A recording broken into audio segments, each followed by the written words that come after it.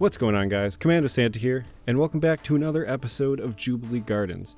As usual, I am joined by RubleTrillions. Hey man, how's it going? Not too bad. And we have our special guest today, Mineraljunction. Hey guys. All right, So you had the park for 2 weeks now, right? That's correct, yes. All right, so you ended up leaving us the save file, just kind of pointing at, I guess, what you wanted us to look at first. So I guess, do you want to start with this? Yeah, I guess we can talk about this building first. I've called the tea rooms.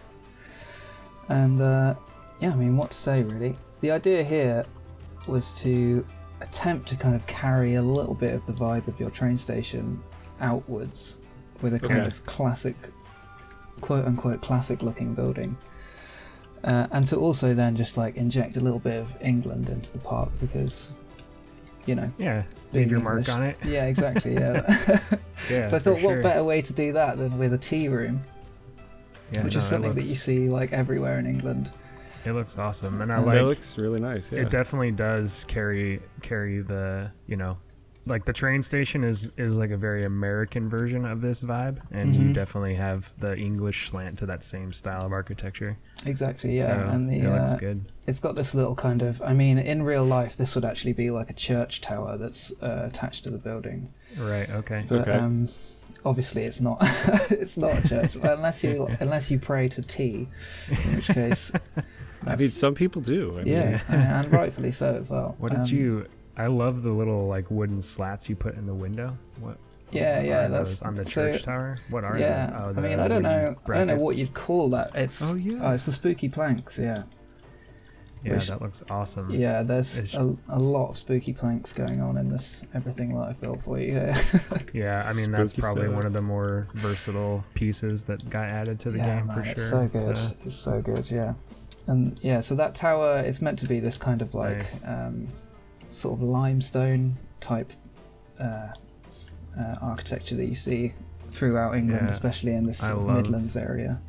I love that. So now I know when we had talked about, you know, potentially not keeping these stairs. So you know, with the way that you did keep them and then incorporated them into the building looks awesome. Like if you go around to the other side, looking down from the stairs, looking up back towards the tea house, it looks sweet. Wow, that is fantastic. I will say as well, from the bottom of those stairs, I've moved. If you look back towards the train station, I moved one of the trees on the corner so that you could see the clock face on the front of the train station. I see what you mean. Yeah, that sightline's fantastic right through there. And obviously this big patio here, that's just left empty so that you can stick a bunch of tables there when the update comes. Yeah, when we get the park tables and all that. Exactly, nice. yeah. That'll be perfect. Yeah, because you would kind of expect this to, like in the back here by the patio, you expect them to like open up all those doors and have it free flowing almost. Exactly, yeah.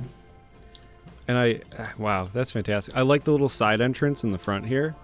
Yeah, that's just meant to be a little kind of entrance for staff. In my mind, this end of the building is kind of where the kitchen is, which is where you've got the chimney, and there are just generally less windows around there. Yeah, that looks great. That's really nice. And I didn't even notice it was next to the train station until I turned the camera around. It's a great spot. The thing that I really like about this is, so, you know, I don't know if I can't remember everything that we've talked about on the videos, but I know Commando and I have privately talked about, you know, the direction we want to take the park and all that stuff. And, you know, this really helps from just a standpoint of moving forward because the scale is appropriate. You know, the Main Street buildings, I don't think are out of scale, but they're definitely, you know, taller and larger, and this really helps us kind of set the tone to get a little bit more intimate in the buildings moving forward. So well done. That's awesome. Yeah, I was slightly concerned that it was maybe like over themed, maybe because it's got this really kind of English look to it. But then I went back and looked at your Main Street, and I was like, no, this is fine. Yeah, no, and I think too with all of our guests, you know, we want you to kind of leave your imprint on the park. So I think this is very fitting building from, you know, that will definitely leave your mark on the park for sure. So cool. Yeah, and I think you might be thinking it's a little bit over themed just because there's nothing much around it aside from the train station. Yeah, like this gives us a good base to kind of expand out from as well in this area, because I mean there's obviously tons of room here. So, you know, if we added another building even to the left as you kind of make your way around this curve that you made, you know, in this similar sort of style, I think it would feel more cohesive. So yeah. Ooh, I accidentally peeked left a little too much, and now I'm really excited. Yeah, I mean we can head over there. Yeah, I mean we can we can move on if you want. Yeah. Okay. Cool. I don't know if it's worth mentioning these like big circular paths that I laid out behind the train station. Obviously, I haven't done any detailing work there at all. Yeah, I think so. This is one thing you actually did show us, was sort of your idea of laying out after the train station. Because I know your initial concern was that it would maybe continue that grid that we got rid of when we moved the big wheel. Yeah. And I don't think it does at all. You know, I think you had mentioned your idea was that, you know, it would be perfect for some gardens, that kind of area, which I definitely agree. Just even continuing the gardens that Commando did, you know, in the sort of courtyard of the train station, I think would be good. So that was pretty much my thought, exactly. Yeah. Nice. Yeah, I really enjoy that. I'm even thinking maybe kind of plow that path in front of the fountain just a little bit. And just have that almost like a circle around. Yeah. I mean, you could totally just. Yeah, I mean, it's all placeholder, obviously. I'd love to see what you guys can do with that, though. Yeah. I can work with that. You know, and another thing too that we were hoping for that I already feel like you've accomplished is just getting a more organic feel to the paths. Yeah, exactly. That's why I went for this kind of circular thing. I don't know about you guys, but if I start building on a grid, then I'm automatically more inclined to build off of the grid in like straight lines. Yeah, for sure. So somehow just having this like circular path just creates more kind of organic, if you like, ways to kind of stray away from that. Yeah, no, it looks great. Fantastic. And then on the other side of that area, we've got look at the Frenzy. The first ride, we've got Frenzy. Yeah, I want to play it. I got it on pause right now, so that's awesome. I love it. This is like extremely generic. That's fine. Flat ride territory. Yeah, no, it's perfect. I mean, this is the direction we want to go with the park. So that's. I love your metal fences. Around the ride. So I'll say first of all, I had this idea to have it kind of a bit more themed, and I built this massive clock face that was going to go on the floor on the platform where the ride is. And I built it, and it looked. I put it in underneath the thing. It looked amazing. I had the game paused, and I was like, I better get some peeps in to make sure that their feet aren't clipping through it. And once I got the peeps in and unpaused it and everything, I realised that the platform lowers when the ride starts. So you can't put cool floors on this ride, which is really annoying. So you've got a massive custom clock face. I've left it over in the what do you want to call it? The graveyard. In our junkyard. Or whatever. Yeah. You put it in the junkyard. So if you can find another use for that, it's there. Oh, I see it. Okay. Oh, damn, that looks awesome too. Yeah, I was so pleased with it. There to look. That looks sweet. I was really pleased with it, and then just absolutely devastated when I saw the floor sinking through it. That's funny. So, the clock does look good. I was like, right, we're just going to do this really generic then, and it's super heavily influenced by, I think it's called Delirium at California's Great America, which is a Cedar Fair park. Okay. And their thing is totally just like putting metal fences around everything. Yeah, no, and then just having like grass, and there's like a bit of a planter there, and yeah, I like the variety of fence that you have here, and like the little sort of cattle pen with what are those, the race poles or whatever. Yeah, exactly. It's the pole guy. Yeah, those things are kind of annoying to work with because they're so long. I wish we had like a half length of that. Yeah. That's one thing. Oh, and I like the you use the little bracket thing as sort of a gate hinge. Yeah, and so there's like a little kind of, you could call, I don't know if it's like an emergency exit or a staff access kind of path that leads up along the side of the planter, between the planter and the right there. Yeah, that's smart. And you use the coconut trick, I see you too. Yeah, I mean, I've been absolutely abusing that, yeah. Yeah, no, it works. It definitely sells. Yeah, it really the vibe. does. Yeah. Oh, and you use the castle windows for the curbing. That looks really good. Sorry, I'm just clicking. I'm just clicking on stuff and tearing it apart to see what you use. So yeah. And the sign looks great too. Right, sign's fantastic. Yeah. It's positioned great too. Where I have the game paused right now, and like the ride is kind of up in the air right above the frenzy sign. It looks so cool. good. Yeah. Yeah, because you see the frenzy sign from literally anywhere when you're coming from Main Street. I mean, obviously, as you start to fill out these areas, that might change. But yeah, if you kind of look at through the arches on either side of the train station and stuff, you can get really nice sight lines of it. Yeah, and the nice thing too about where you have this laid out is the area to the left of it. Is sort of screaming for a flat ride as well, and then and you can totally fit flat rides in there as well. I had a little just to make sure that I wasn't like closing that area off to be useless. Yeah, and the benefit of that is that when you do place something there, and we can landscape around it and stuff like that, but it will really give this whole area a feel of like a plaza. Yeah, exactly. Even though if you took all the rides away, you would just see some paths laid out. But then when you start piecing things together, it really feels like one big area. It looks good. So where next?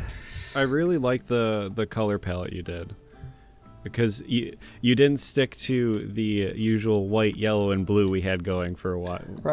Yeah. But you still show it off at the same time, which is really cool. Yeah, in the frenzy logo, the entrance sign, the F and the Y, I think, are the blue and yellow colors that you guys are using. Yeah. Nice. And then the same for the flagpoles that are kind of running down the back. Yeah. So you preserved almost the color theme of Jubilee Gardens, but you didn't put it on the ride, which is even better. Yeah, I did actually for quite a long time have the ride it just literally in blue and yellow, and it did look quite cool. But yeah, as I got this sign down, I introduced these other colors. I was like, maybe we'll change that up a little bit. Oh man, these little path lamps look awesome. Which ones now? The blue ones? Yeah, the blue and white ones. Oh, those are so good. I actually wasn't sure about those when I made them. I had them like all over the area, and then I was like, oh no, I'm not sure about these. Yeah, no, I love those. I want to see it at night.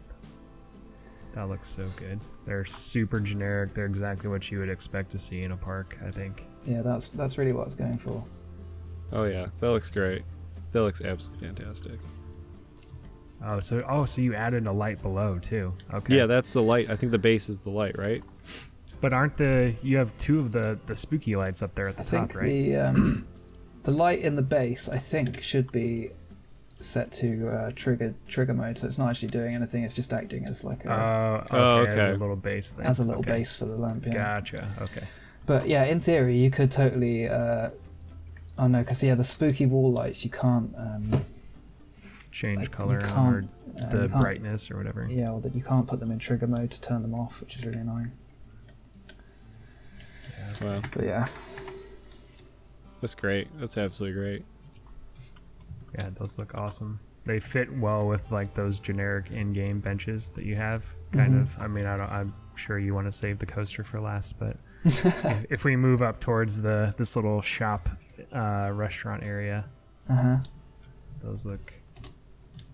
So explain Mikey Topolino. Mikey Topolino's. Okay, so so this building is actually like really heavily referenced from a pizza like place that's outside the Dodgers Stadium in LA. Oh, okay. And it's named after a baseball player whose name I can't remember. It's something Lasardo. Tommy Lasardo's maybe. Okay, yeah. Okay. And so I was like, right, it needs to have like a cool like Italian sounding name. Nice, I like it. And then I was like, well, oh my gosh, the ketchup and mustard in the napkins, dude. Where? Off to the left side of the building. And probably the other side as well. So I think it's only on one side, yeah. Yeah. Oh, those look so good. Holy shit. Dogs and Za. Love it. Well done. And I love the building too. What did you use to create the appearance of like texture on the wall up there? The corrugations in the metal. Yeah. It's the spooky planks again. Okay, the wooden planks. All right. Those spooky packs. Yeah, after I did this, I realized that I could totally have just used I could have used like art shapes and gotten the same effect with like far fewer pieces, but I think it looks quite cool. Yeah, the texture difference is nice, I think. Yeah, it looks a lot better without the art pieces, I would say. And even the added detail on top, like I don't know if you see that, Commando, but the stuff on top, the supports that you made on top of the little awning. Yeah. Those details like that, just because, obviously the peeps aren't going to see that from down below, but as you yourself are flying around the park, I mean, it just sells the whole thing, I think. And he even has the lights all strung around the bottom of it as well. Yeah, I think the lighting on this building I did actually do, so if you switch into night mode, this building should look relatively lit. Because that's something you would expect to be on these things, lit all the way around it like that. Oh yeah, that looks awesome. And the little patio area with the lights. So yeah, you elevated it up too. It looks great. Looks great. Did you do any terrain on this, or did you just bring? No, it's purely just like I used the shift key to. Gotcha. It's just floating. Gotcha. Yeah.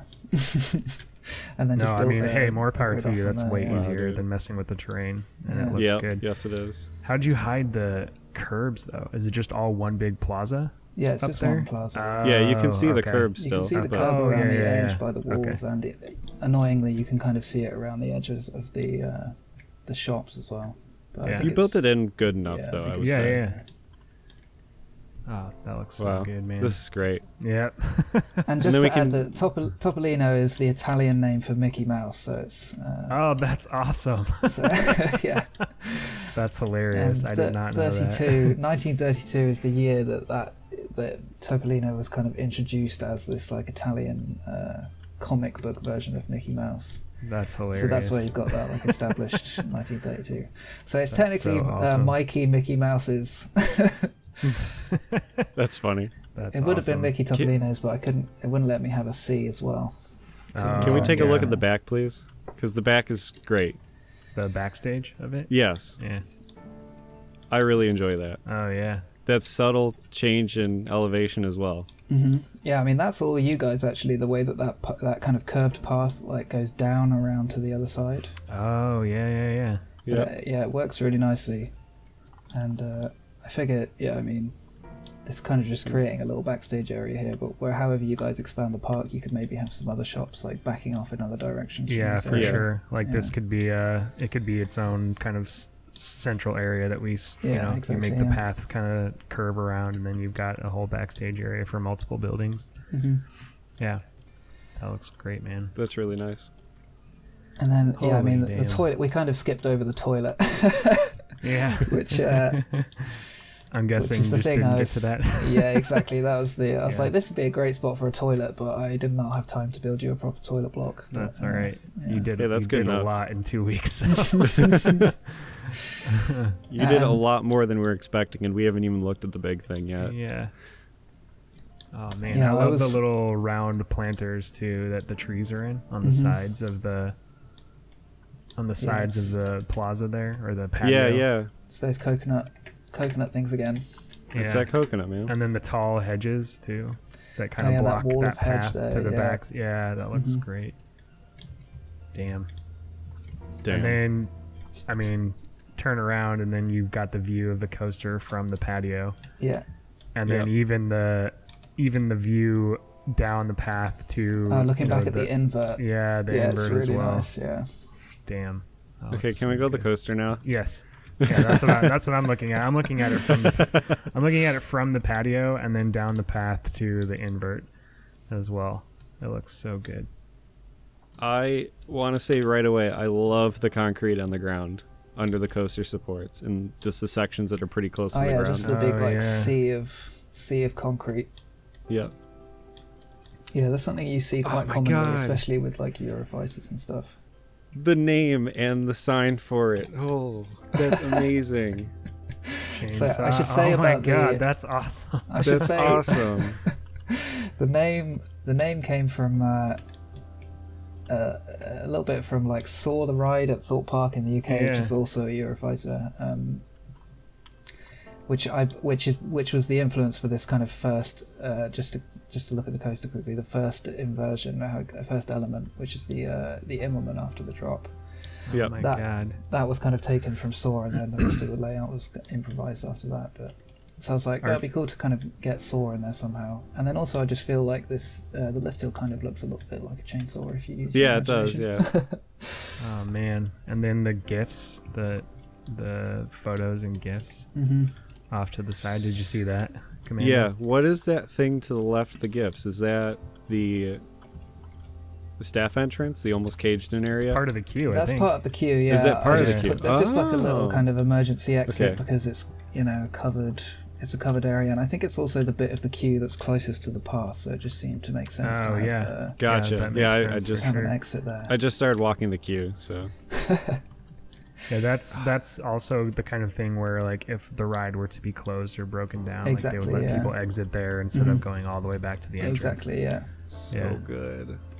This is fantastic. Yeah, holy shit, man. This is themed like perfectly, but it's exactly what we wanted. Like the semi-generic, but yeah, exactly. It was kind of like make everything pretty generic, and then maybe there's like a little bit of theming around the entrance to the ride with the sign and stuff.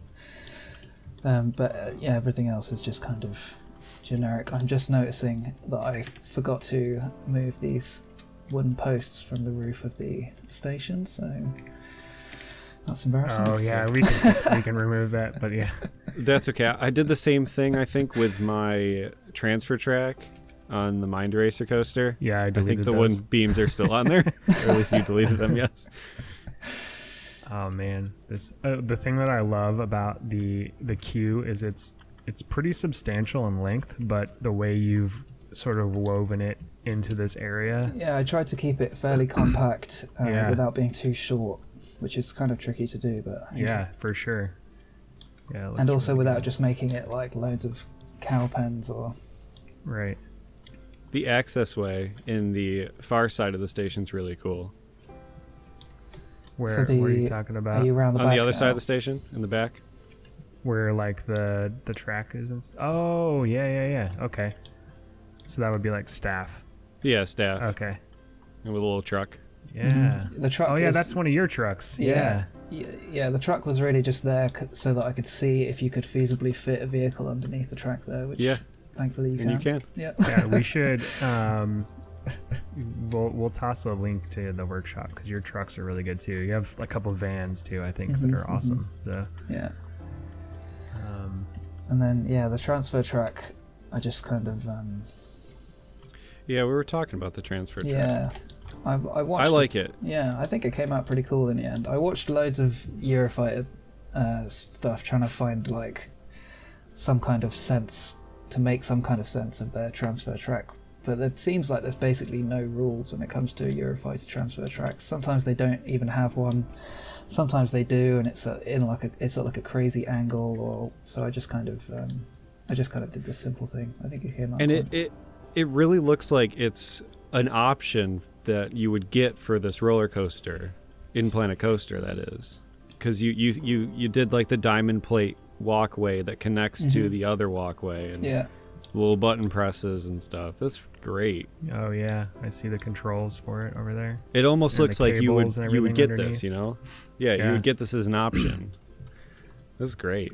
Yeah, man, this looks fantastic. And I know you sent us a couple sneak peeks of the station, and you said you were a little bit worried that maybe it was similar to Commandos, and I don't think it is at all. No. I think it stands on its own for sure. Yep. Good.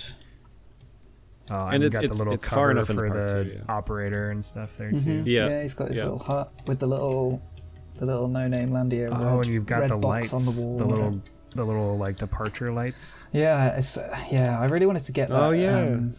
Get that going, but you can't trigger those strip lights. Oh, you can't trigger those? Yeah, that's not in the station. No, that's a bummer. Yeah.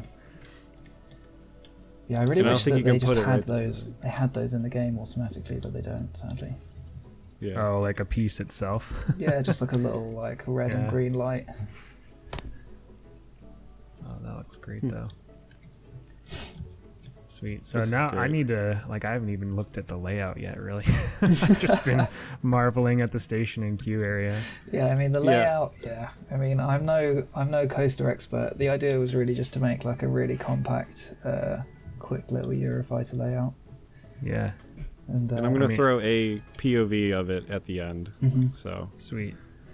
Yeah, I mean, I'm no coaster expert either, but from, you know, whenever I build a coaster, I just look at videos and pictures of existing ones and try to take pieces I like from it. And from all of the Eurofighters I've looked at, like, this seems pretty realistic. And I mean, some of our more knowledgeable coaster enthusiasts can comment, I'm sure. Yeah, but I'm sure we're going to get loads of comments. Yeah, but I mean, from all of the stuff I've watched and looked at, I mean, this seems.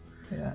I will say it's currently running on 3 cars, which I think is actually not quite as efficient as just having 2, but I'll leave that up to you guys to decide what you want to do with that. I'm sure it's going to be fine. I love. We're going to hit a point where a couple things about this that I love the layout and how you worked the paths around it. Is one the vertical loop. Right as you're kind of, you know, you see the vertical loop and the Immelmann as you're walking by Frenzy. Like if you're walking from Frenzy to the coaster, you get a great view at not only the first drop but both of those inversions. And then on the plaza area, how it kind of loops out over. So you can kind of go and stand in there and take a photo. Yeah, you can stand underneath, which is so cool. Yeah, and then again, the view from the patio looking back towards it too. Holy shit, man. Yeah, dude. Yeah, this is really, really good. Really good. Really, really good. I'm very glad you guys like it. Yeah, well done. Well done. So I would love to know, like, what your kind of process was with the coaster and then the path work. So you made the coaster first, right? Yeah, so I kind of... Yeah, I mean, I basically went into and I don't always do it like this, but I kind of... Because I'm not such an expert, especially with Eurofighters, I went into an empty park and I built like a lot of layouts, trying to sort of get something that I was pleased with. And I don't know why I did that in an empty park, really, just so that I could kind of, like clear my mind a bit of everything else and just focus on the layout. And it's also just a bit easier to like build one and then start building another one immediately next to it, and not have to worry about like, you know, moving a path out of the way or whatever. Right. Sure. So yeah, it was just a lot of trial and error, really. It went through a bunch of different iterations until But when you were working on it, I mean, did you have any sort of like idea in your head of how you wanted to, like, when you made the layout, were you like, I want the path to be, you know, in front of the invert the way or the inversion the way it is now, or did that just sort of happen after you set it in the park? Yeah, that, I mean, as I was building it and I'm sort of like creating this curve with the turnaround into the loop and the little airtime hill, I was like, yeah, this could be quite cool to have the path like running alongside it. No, it looks amazing. And then you know, you set it into the park and then you build the path and you're like, yeah, this looks cool. Yeah. That's awesome. That's crazy, dude. Yeah. Absolutely crazy. Yeah, I think for me, something that I try to do too much is I try to think too far in advance like that. Like I try to, you know, as I'm working on a layout of the coaster, I try to think like, all right, how would I incorporate the paths into this versus it's something you just sort of allowed to happen organically and the result looks amazing. Yeah, yep. And it was the same with the way that the path is kind of coming in underneath the bit where it sort of juts out over the path. Like that just happened as I placed the coaster in the park, and then I had this path kind of like running up alongside it, and I was like, right, where's the entrance to the queue going to be? Maybe that's over here, and then you know you just start playing around, and eventually you've got a path like running underneath the coaster. And it looks I'd awesome. love to say it was all pre-planned and well, hey, if the end result looks this good, it doesn't matter if you pre-planned it. So yeah. But I think the basic sort of shape of the layout and stuff, I actually ended up, I built a few layouts and it just wasn't going the way I wanted it to go. And at that point I was just kind of like doing it freehand, or however you want to call it. And it wasn't working, and eventually I ended up drawing the layout with good old-fashioned pen and pencil and paper. Okay. Because I was like, well, I know kind of what I want it to do, and I need it to be fairly compact, so it just made sense really to get a pen and figure out what the easiest way to do that was. And then once I did that, and then took that back to the into the game, a couple more iterations later, and I arrived at this. And yeah. Well done, man. I'm super impressed, and also now nervous about what we have to do. So yeah, really. Well, I know. You get it's the like, park how next, am I going to top so. this? Yeah. This is amazing. I've just been kind of like moving around to different spots, and I can't find a single bad view of that roller coaster. Yeah, it's perfectly placed. And I'm already like thinking of stuff that we can like build off of this, but great job. I mean, one of the things I know we talked about was just kind of setting the tone for the other side of the river, and I think you definitely nailed that. So, and I know, like, I mean, I'm speaking for myself here, but I know Ruble and I've talked about this. We've almost hit like writer's block ever since we finished both our parts. So I think this will give us a great spot to hopefully this will continue. give you a bit of inspiration to jump off of, or yeah.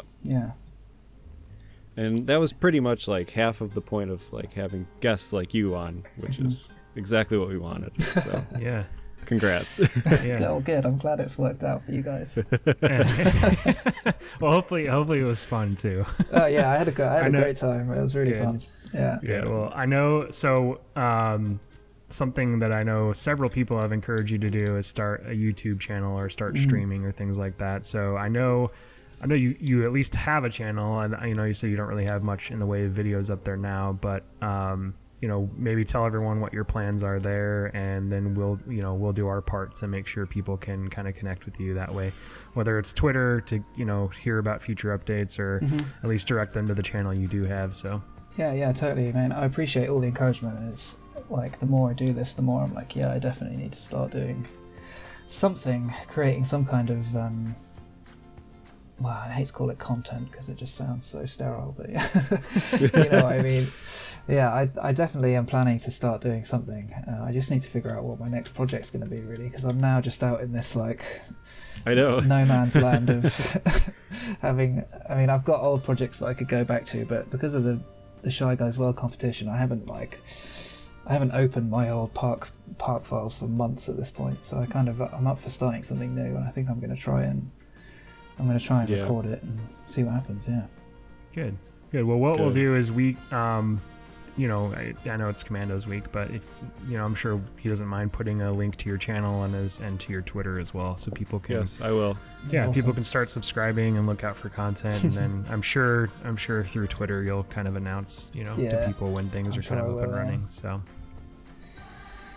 Cool. Well, this episode's getting kind of long, so I guess we should end it here. Oh yeah, wow. I know. It only feels like it's been like 10 minutes, but it's not. So, thank you, Mineral, for being a guest on our little thing here. Thanks so much for having me, guys. We greatly appreciate it, and you completely went above our expectations. So, Good. So again, thanks, and thank you everyone for watching. And make sure to subscribe to both Ruble and I, and also Mineraljunction for when he starts doing some stuff. And we'll see you guys in the next episode. See ya. Bye.